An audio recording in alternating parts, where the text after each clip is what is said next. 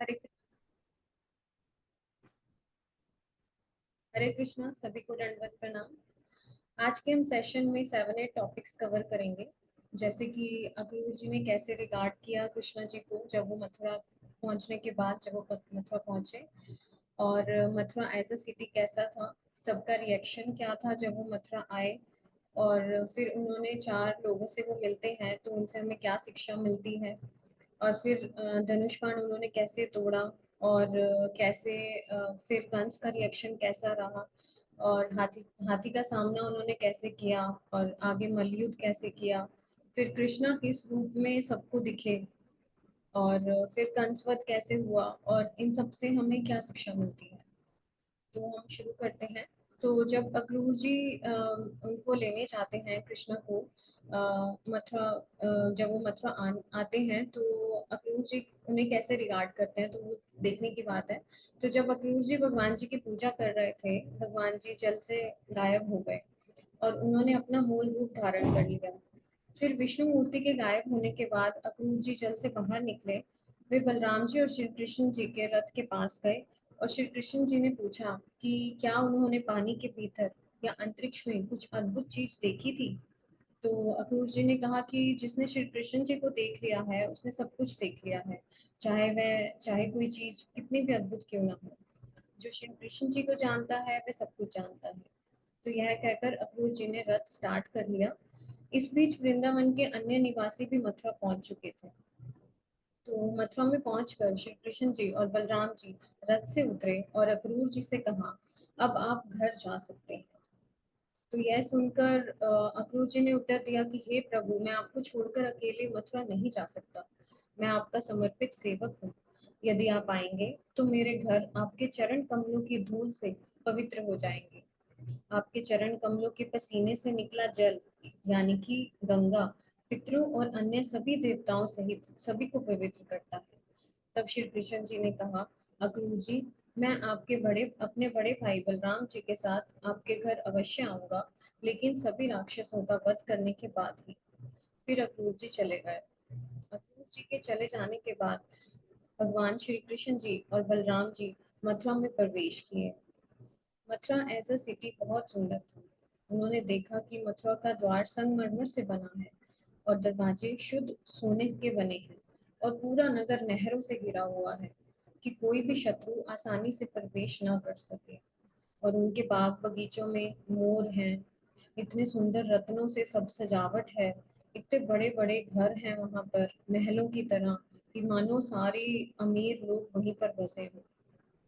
तो आगे हम देखते हैं कि जब वो मथुरा पहुंचे तो लोगों का क्या रिएक्शन था।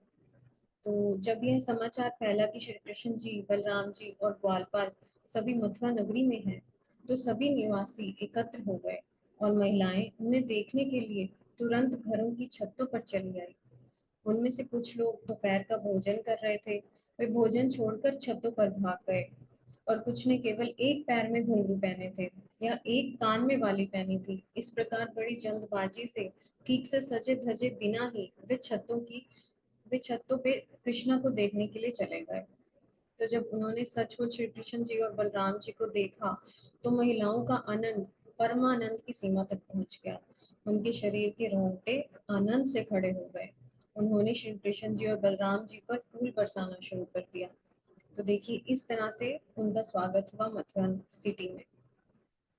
तो अब यहाँ 4 लोगों का दृष्टांत आता है जिससे हम कुछ लर्निंग लेंगे। जैसे कि फर्स्ट आता है धोबी का।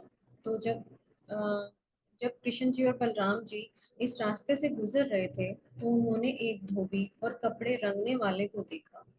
श्री कृष्ण जी प्रसन्न होकर उससे कुछ अच्छे कपड़े मांगे। उन्होंने यह भी वादा किया कि अगर धोबी उन्हें अच्छे कपड़े देगा तो धोबी बहुत खुश हो जाएगा और सारा सौभाग्य उनका होगा। तो यहाँ पर ये नोटिस करने वाली बात है कि श्री कृष्ण जी कोई भिखारी नहीं है, ना ही उन्हें कपड़ों की जरूरत है। लेकिन इस अनुरोध से उन्होंने यह संकेत किया कि हर किसी को श्री कृष्ण जी को कुछ भी चाहिए उसे देने के लिए हमेशा तत्पर रहना चाहिए।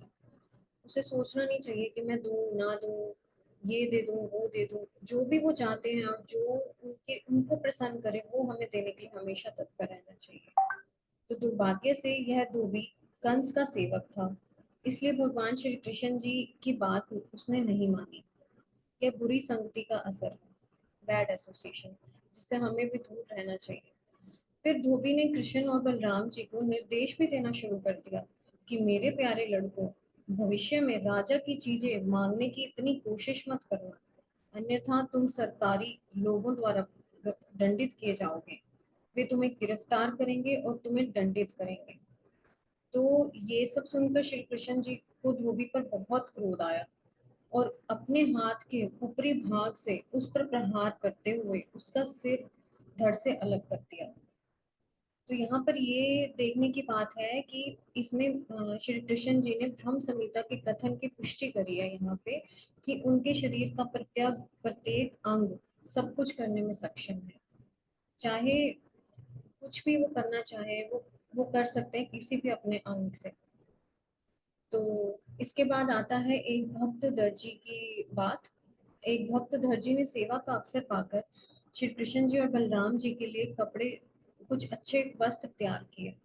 श्री कृष्ण जी दर्जी से इतने प्रसन्न हो गए कि उन्हें सारूप्य मुक्ति का वरदान दे दिया, जिसका अर्थ है कि शरीर छोड़ने के बाद वह मुक्त हो जाएगा और वैकुंठ लोक में नारायण के सामने चतुर्भुज शरीर प्राप्त होगा। तो आगे आता है कि अच्छे कपड़े पहनकर जब श्री कृष्ण जी और बलराम जी आगे चले तो उन्हें सुदामा नाम का एक फूल वाला मिला। जैसे ही वह उसके घर के सामने पहुंचे तो फूल वाले तुरंत बाहर आ गया और बड़ी श्रद्धा से उसने अपने चेहरे के बल पर उसने उनको प्रणाम किया और उसने श्री कृष्ण जी और बलराम जी को एक सुंदर आसन दिया और अपने सहायक से फूल लाने को भी कहा। तो पुष्प विक्रेता ने बहुत ही विनम्रता से भगवान से प्रार्थना भी की कि मेरे प्रिय प्रभु, चूंकि आप मेरे यहाँ आए हैं, इसलिए मुझे लगता है कि मेरे सभी पूर्वज और सभी पूज्य प्रसन्न होंगे और वो मुक्त हो गए होंगे, तभी करके आप मेरे घर आए हैं। तो फूल वाले के स्वागत से भगवान जी इतने ज्यादा प्रसन्न हुए। फिर भगवान जी ने एक उस फूल वाले को कि अ, आशीर्वाद दिया और तब तब उसने भगवान जी से याचना की कि वह भक्ति में इतना शाश्वत सेवक बने और ऐसी सेवा करे कि जिससे सब जीवों का कल्याण हो। तो यहाँ पर ये लर्निंग मिलती है कि श्री कृष्ण जी के जो भक्त होते हैं, जो कृष्णा कॉन्शियस में रहते हैं, वो भक्त जो होते हैं वो सिर्फ अपने लिए भक्ति नहीं मांगते, वो दूसरों के लिए भी सेवा करना चाहते हैं। और वो सिर्फ खुद को लोग जाने की इच्छा नहीं करते, वो दूसरों को भी ले जाने की इच्छा करते हैं। तो उतने ही तत्पर रहते हैं सभी के कल्याण करने के लिए। तो हमें कभी भी अपनी भक्ति से संतुष्ट नहीं रहना चाहिए, हमें दूसरों को भी लेके जाना है अपने साथ। तो फूल वाले के यहाँ से जाने के बाद श्री कृष्ण जी और बलराम जी ने एक कुबड़ी युवती को चंदन की लुगदी लेकर सड़कों पर जाते देखा। तो श्री कृष्ण जी और बलराम जी की सुंदर विशेषताओं से मोहित होकर कुबड़ी महिला ने बड़ी संतुष्टि और भक्ति के साथ उसके शरीर पर सारा चंदन मलना शुरू कर दिया। उसके रूप रंग पहले से ही बहुत सुंदर थे और लेप के बाद वे और भी सुंदर लगने लग गए। तो श्री कृष्ण जी इस सेवा से बहुत प्रसन्न हुए और उन्होंने अपने पैरों की उंगलियों से कुबड़ी महिला के पैरों को दबाया और तुरंत ही कुबड़ी महिला एक सुंदर सीधी महिला बन गई। तो यहाँ पर ये सीखने की हमें जरूरत है कि कृष्णा कॉन्शियस भक्त को उनकी बहुत प्रेम और भक्ति के साथ ही सेवा करनी चाहिए। और जब हम बहुत प्रेम भाव से कृष्ण की सेवा करते हैं तो वो खुद ही हमें एक आशीर्वाद प्रदान करते हैं और हमें कृष्ण प्रेमा में और आगे बढ़ाते हैं। तो इससे इसके आगे हम चलते हैं तो आगे आता है बलि क्षेत्र में धनुष का टूटना। इसके बाद श्री कृष्ण जी ने नागरिकों से यज्ञ स्थल के बारे में पूछा। तो वहां एक धनुष था जो बहुत बड़ा था। इस धनुष की रक्षा करने के लिए राजा कंस द्वारा नियुक्त सिपाहियों द्वारा राजा द्वारा बहुत सारे सिपाही नियुक्त किए गए थे जो उसकी रक्षा कर रहे थे, क्योंकि वो बहुत बड़ा था और बहुत ही विचित्र था। वो मानो एक आसमान में एक धनुष बाण, एक इंद्रधनुष की तरह लग रहा था। तो श्री कृष्ण जी और बलराम जी ने जब धनुष को देखा तो वे तुरंत उसके पास दौड़े चले आए और उन्होंने अपने बाएं हाथ में बड़ा धनुष ले लिया और भीड़ के सामने धनुष पर प्रत्यंचा चढ़ाने के बाद उन्होंने उसे खींचा, उसे जोर से खींचा और बीच से दो भागों में तोड़ दिया। धनुष के रखवाले जो खड़े होकर देख रहे थे वे बहुत क्रोधित हो गए। श्री कृष्ण जी और बलराम जी ने उनसे भी युद्ध किया और उनका भी वध कर दिया। इसके बाद श्री कृष्ण जी यज्ञ क्षेत्र से आगे निकल गए और उन्होंने देखा कि अब हमें विश्राम शिविर में बढ़ना चाहिए, कि और आगे बढ़ना चाहिए। तो जब श्री कृष्ण जी अपने शिविर के पास लौटे तो सेवकों ने उनकी बहुत देखभाल करी, उन्हें अच्छा आसन दिया, उन्हें भोजन भी कराया और उसके बाद वे तुरंत बहुत शांति से विश्राम किया उन्होंने। और अब हम जानते हैं कि जब इतना कुछ हो गया तो कंस का क्या रिएक्शन था। तो जब कंस को ये सब पता चला कि उन्होंने इस तरह से अपने इतने बड़े धनुष को, जिसे कोई उठाने की भी हिम्मत नहीं करता, उसको तोड़ दिया है, तो उन्हें आभास हो गया कि उनकी मृत्यु निकट है। देवकी जी का 8वां पुत्र अब आ चुका है। तो वह पूरी रात बेचैन रहा। उसने अनेक अशुभ दर्शन देखने लगा वो। और जब उसने मिरर में अपने आप को देखा, दर्पण में अपने आप को देखा, तो उसको अपना सिर ही दिखाई नहीं दिया। यद्यपि वास्तव में उसका सिर था, लेकिन उसको नहीं दिखाई दे रहा था। तो उसने यह भी सपना देखा कि किसी ने उसको जहर दिया है और वो उसे पी रहा है। इस प्रकार कंस ने जागते और सोते समय मृत्यु के विभिन्न लक्षण देखे और रात समाप्त होते ही फिर उसने मल्ल युद्ध की तैयारी शुरू कर दी। तो अब देखते हैं कि आगे एक दृष्टांत आता है कि कुवलया पीड़ नामक का एक हाथी था। उसका किस्सा आता है कि उसके साथ आगे क्या हुआ। तो जब कृष्ण जी और बलराम जी मल्ल युद्ध के मैदान में नगाड़ों की आवाज उनको सुनाई दी तो उन्होंने तुरंत स्नान वगैरह करके वो पूरी तरह से वहां जाने के लिए तैयार हो गए। तो जब कृष्ण जी और बलराम जी मल्ल युद्ध के मैदान के द्वार पर पहुंचे तो उन्होंने देखा कि कुवल्या पेड़ नामक का एक बड़ा हाथी वहां पर द्वार पे खड़ा है। उसके महावत ने हाथी का वो आक्रमण करने के लिए उकसाया। वह उनकी ओर झपटा और उन्हें अपनी सूंड से पकड़ने का प्रयास किया, किंतु श्री कृष्ण जी बड़ी ही कुशलता से हाथी के पीछे चले गए। अपनी सूंड के सिरे तक ही देख पाने में सक्षम होने के कारण हाथी अपने पैरों के पीछे छिपे श्री कृष्ण जी को नहीं देख सका, किंतु उसने अपनी सूंड से पकड़ने का उन्हें प्रयास किया। फिर श्री कृष्ण जी फिर से पकड़ से छूट गए और वे फिर हाथी के पीछे भागे और उसकी पूंछ पकड़ ली। अब हाथी को अ, उसकी पूंछ से पकड़कर श्री कृष्ण जी ने उसे खींचना शुरू किया और उसे कम से कम 25 गज तक घसीटते रहे। इसके बाद श्री कृष्ण जी हाथी के सामने गए और उसे जोरदार थप्पड़ मारा। फिर वे हाथी की नजरों से ओझल हो गए और उसकी पीठ की ओर भागे। फिर श्री कृष्ण जी नीचे गिरकर हाथी के अगले पैरों के सामने लेट गए, जिससे वह हाथी गिर पड़ा। तब श्री कृष्ण जी ने तुरंत उठ खड़े हुए वो और लेकिन हाथी ने यह सोचकर कि वे अभी भी लेटे हुए हैं, एक हाथी दांत को जमीन में घोंप कर श्री कृष्ण जी के शरीर में घुसाने की कोशिश की। तब श्री कृष्ण जी ने हाथी की सूंड पकड़ ली और उसे नीचे खींच लिया। तब श्री कृष्ण जी हाथी पर चढ़ गए और उसका एक दांत तोड़ दिया और इसी से हाथी और उसके रखवाले का वध कर दिया। अब श्री कृष्ण जी अपने ग्वाल वालों के साथ अखाड़े में प्रवेश कर गए। तो जब वो अखाड़े में प्रवेश कर रहे थे तब वे विभिन्न लोगों को उनके रसों के भिन्न भिन्न संबंधों के अनुसार भिन्न भिन्न रूप में दिखाई दिए। तो ये जानने वाली बात है। तो वे पहलवानों को बिल्कुल वज्र के समान दिखाई दिए, सामान्य लोगों को वे अत्यंत सुंदर व्यक्तित्व के रूप में दिखाई दिए, स्त्रियों को वे सर्वाधिक आकर्षक पुरुष और साक्षात कामदेव प्रतीत हुए। वहां उपस्थित ग्वाल बालों ने श्री कृष्ण जी को अपना स्वजन माना और वहां उपस्थित अधर्मी राजाओं ने उन्हें सबसे शक्तिशाली शासक के रूप में देखा। और श्री कृष्ण जी के माता पिता को वे अत्यंत प्यारे बालक जैसे प्रतीत हुए, और कंस को वे साक्षात मृत्यु के समान प्रतीत हुए, और मूर्खों को वे असाध्य व्यक्ति प्रतीत हुए, उपस्थित योगियों को वे परमात्मा प्रतीत हुए। फिर श्री कृष्ण जी, बलराम जी और अपने ग्वाल बालों के साथ मलयुग के मैदान में उतरे। तो तब प्रसिद्ध चाणों ने श्री कृष्ण जी और बलराम जी से बात करना आरंभ कर दिया। उन्होंने कहा, हे कृष्ण और बलराम, हमने आपके पिछले कार्यों के बारे में सुना है। आप महान वीर हैं, इसलिए राजा ने आपको बुलाया है। आप मेरे साथ युद्ध करिए और बलराम जी मुष्टिक के साथ युद्ध करेंगे।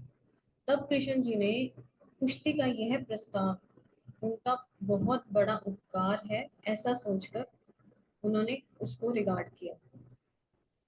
उन्होंने कहा कि हम सच्चाई ये है कि हम तो केवल बालक हैं, क्योंकि कृष्णा बहुत नाटकीय है ना, तो उन्होंने बड़े नाटकीय वे से उनको रिप्लाई किया कि हम कभी कभी अपने ही आयु के मित्रों के साथ वृंदावन के जंगल में खेलते हैं। हम सोचते हैं कि समान आयु और बल वाले व्यक्तियों से युद्ध करना हमारे लिए अच्छा नहीं है, अच्छा है। और आप तो बहुत ज्यादा बलवान हैं, तो आपके साथ हम युद्ध कैसे कर सकते हैं? महान पहलवानों के साथ युद्ध करना दर्शकों को भी बहुत उत्साहित नहीं करेगा, उनके सिद्धांतों को के विरुद्ध रहेगा। तो उन्होंने ऐसे कहा कि मुझे तो वृंदावन के ही ग्वाल बालों से लड़ाई करनी चाहिए, मेरे में बल नहीं है। तो वो नाटकी है, तो उन्होंने अपना अपने चरित्र के अकॉर्डिंग रिप्लाई देना था। तो इसके उत्तर में चारुण ने कहा कि हे कृष्ण, हम ये अच्छी तरह समझते हैं कि आप ना तो बालक हैं, ना ही युवा, आप सभी के लिए दिव्य हैं, इसलिए मैं आपके साथ कुश्ती करना चाहता हूँ। तो अब यहाँ पर हो जाता है युद्ध स्टार्ट, मल्ल युद्ध स्टार्ट हो जाता है। और श्री कृष्ण जी और चारुण ने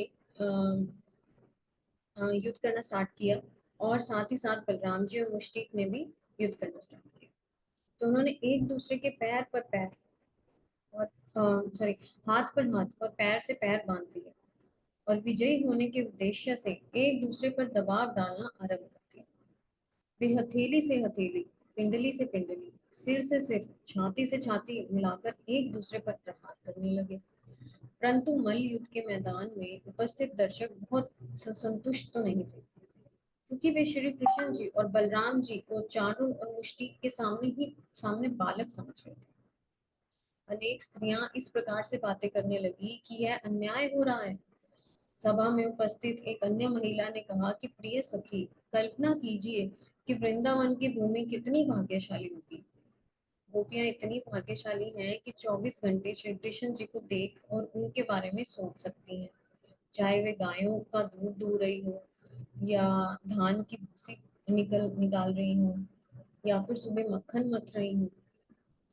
तो यहाँ पर हमें ये लर्निंग लेनी चाहिए कि गोपियाँ इस बात का आदर्श उदाहरण देती हैं कि कैसे कोई व्यक्ति विभिन्न प्रकार के भौतिक कार्यों को करते हुए भी कृष्ण कॉन्शियस में रह सकता है। कृष्णा से एटलीस्ट अपना माइंड तो अटैच कर ही सकता है, माइंड और हार्ट। तो आगे वापस युद्ध पर आते हैं। तो बलराम जी और मुश्टिक के साथ इस प्रकार युद्ध हुआ। और जैसे कृष्ण जी चाणूर के साथ युद्ध कर रहे थे, वैसे ही बलराम जी भी मुश्टिक के साथ युद्ध कर रहे थे।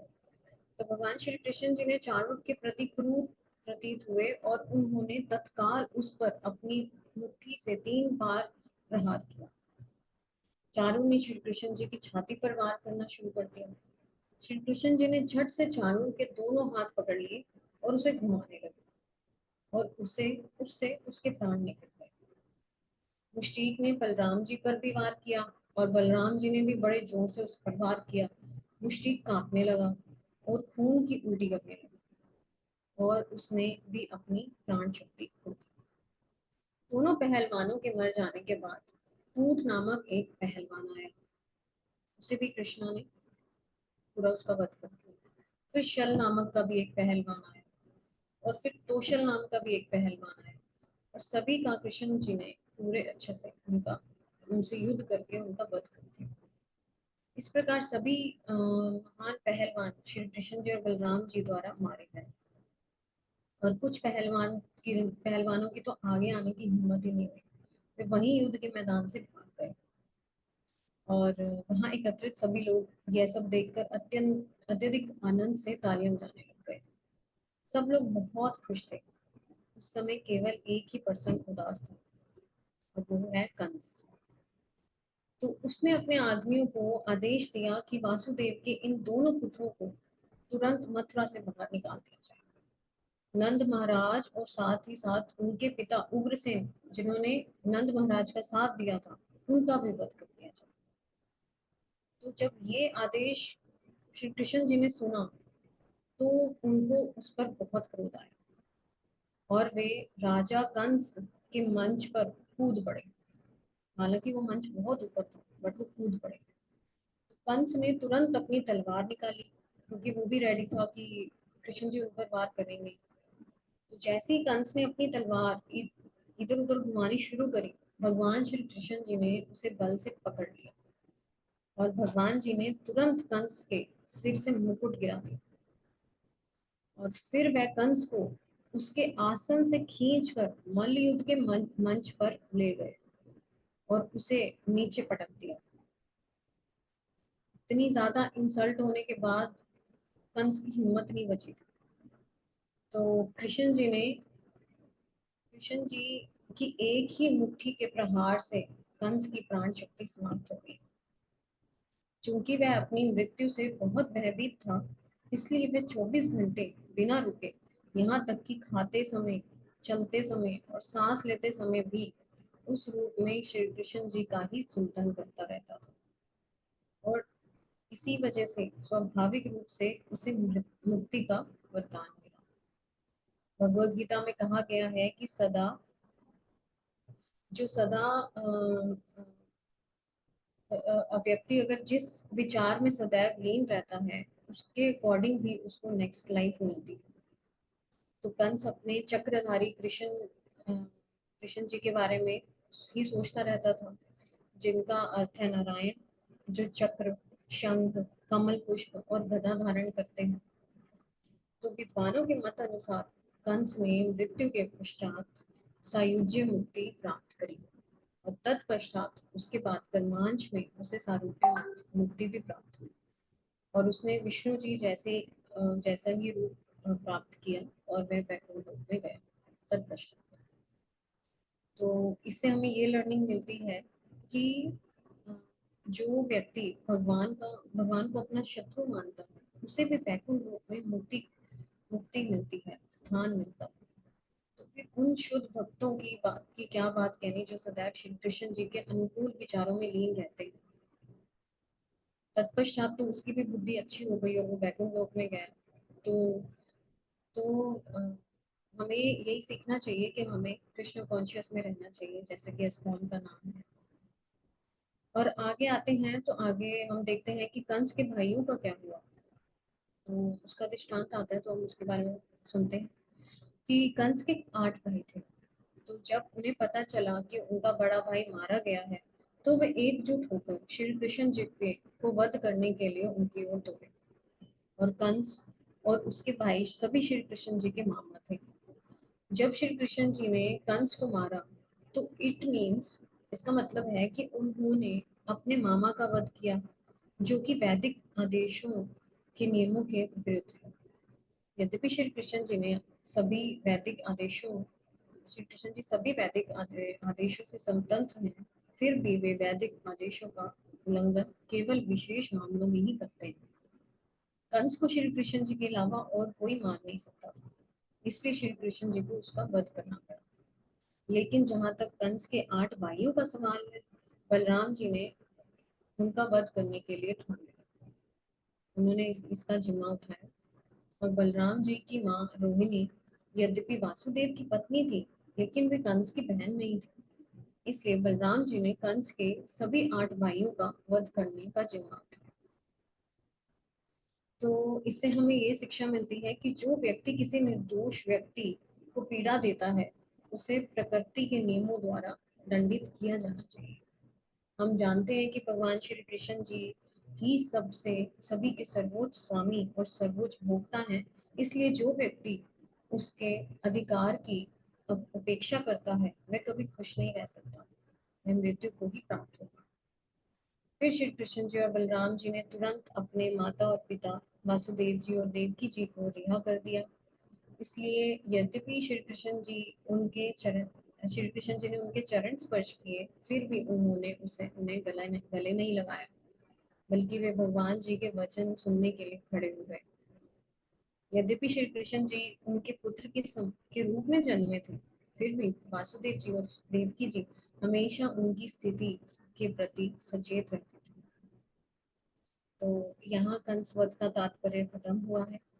कल हम जानेंगे कि श्री कृष्ण जी के संदीपनी मुनि के गुरुकुल में क्या पास टाइम्स रहे होंगे, और अगर कुछ गलती हो गई हो तो मुझे क्षमा कीजिएगा, और अपना आशीर्वाद बनाए रखिएगा कि मैं आगे और बेहतर बोल पाऊँ।